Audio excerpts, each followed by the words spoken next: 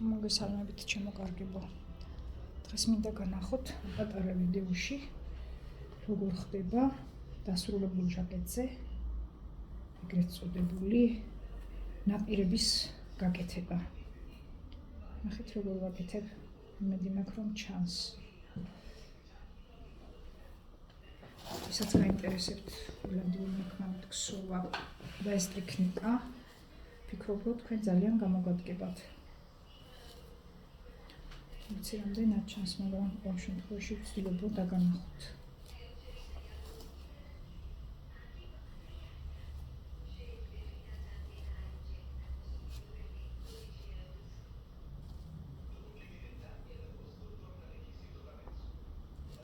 ზოგიერთი პირდაპირ, როდესაც ამზადებს კალთებს, წინა კალთებზე პირდაპირ აწყობს გამზადებულ ეგრეთ წოდებული კორდონს ეძახიან, ზოგი უსულად პლანკას ეძახის.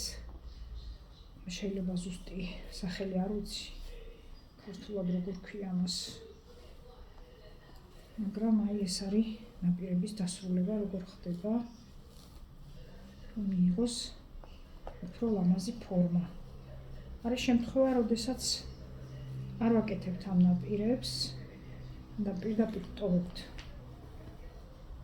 ფიგურები როგორი ფორმითაც არის ისე.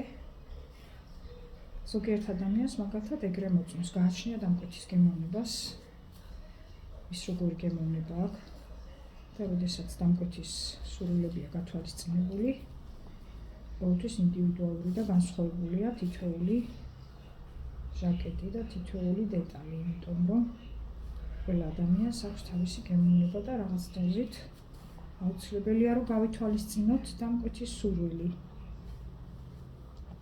და ჩემ შემთხვევაში ახლა მე ამას რასაც თქვენ გაჩვენებთ, მე ესე მირჩენია რომ გავაკეთო ამ მთლიან ქსოვ, ამ ზონარს ვაკეთებ მთლიანად მთელ სიგრძეს, რაც შემოწდება ორივე კალთას, კისერს და ესე ნელ-ნელა თანმიმდევრობით აი დაგანახებთ, ნახეთ.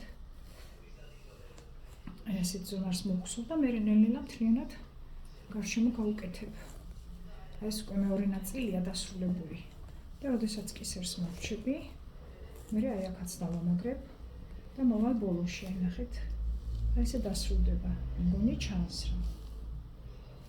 სულ ეს იყო, რომ დღეს თქვენთვის მეჩვენებინა, როგორ ხდება ამ კორდონის გაკეთება, ეგრეთ წოდებული ნაპირების დამუშავება. დიდი მადლობა. გამიზიარებთ კომენტარებში თუ მოგეწონათ ჩემი ვიდეო.